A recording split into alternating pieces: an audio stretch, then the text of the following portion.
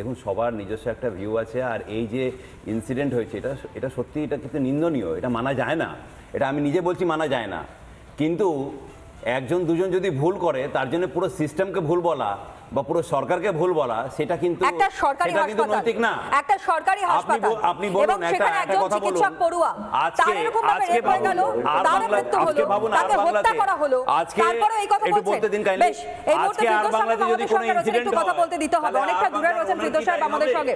ফিরদৌস সাহেব, যে ছবিগুলো উঠে আসছে এরই মধ্যে অভয়ের বাবা তিনিও বলছেন প্রমাণ লোপাটের চেষ্টা করা হয়েছে, তিনিও আশঙ্কা প্রমাণ করছেন এবং একই সঙ্গে তিনি বলছেন অন্য জায়গায় রাধামোহন বাবু প্লিজ প্লিজ আপনাদের দল সুশৃঙ্খল দল, আমি আশা করব সেই শৃঙ্খলতা বজায় রাখবেন প্লিজ প্লিজ।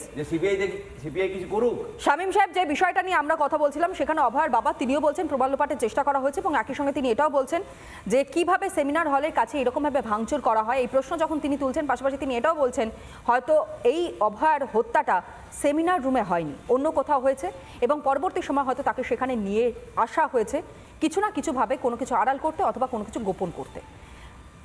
এই লড়াইটাকে আপনারা কিভাবে দেখছেন? দেখুন, প্রথমেই বলি, আপনি যেহেতু অভয়ের বাবা মার কথা বললেন, আমি তিনটে কথা বলবো। অভয়ের বাবা মাকে প্রথম হাসপাতাল থেকে যে ফোনটি যায়, প্রথম ফোনে জানানো হয় আপনার মেয়ে অসুস্থ, তার আধ ঘন্টার মধ্যে জানানো হয় যে আপনার মেয়ে আত্মহত্যা করেছেন।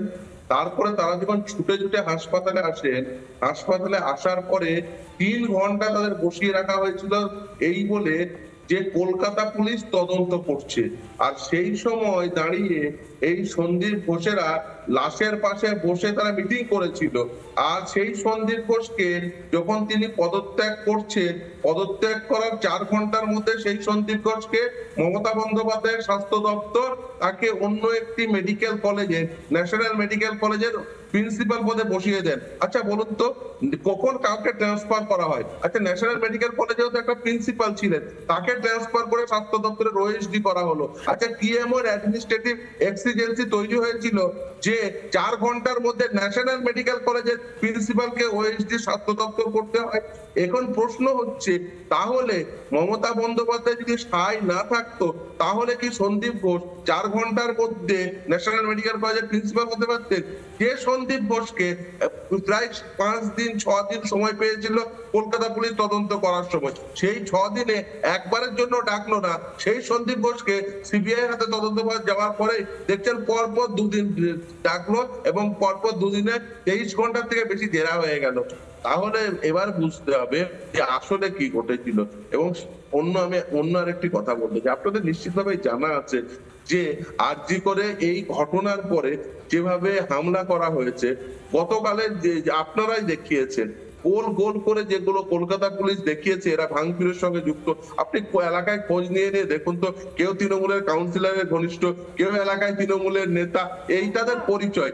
এখন এই যে ভাঙচুর, এই ভাঙচুর করতে হলো কেন? এই যে প্রমাণ লোপাট করতে হলো কেন? শুধু প্রমাণ লোপাট এটা ভাববেন না যে প্লেস অফ অকারেন্সে এভিডেন্স ট্যাম্পার করার জন্য।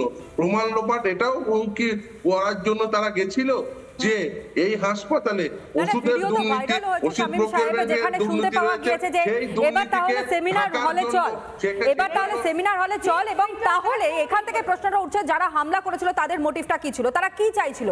সেমিনার হল পর্যন্ত পৌঁছানোই কি তাদের উদ্দেশ্য ছিল? যে কারণে এই রাতের অন্ধকারে যখন গোটা শহরের মানুষ, গোটা রাজ্যের মানুষ পথে নেমে পড়েছিল, ঠিক সেই সময় তারা ওই হলে পর্যন্ত পৌঁছানোর চেষ্টা করেছিল। আলোচনা আমরা আসবো, তবে এখন সময় হচ্ছে ছোট্ট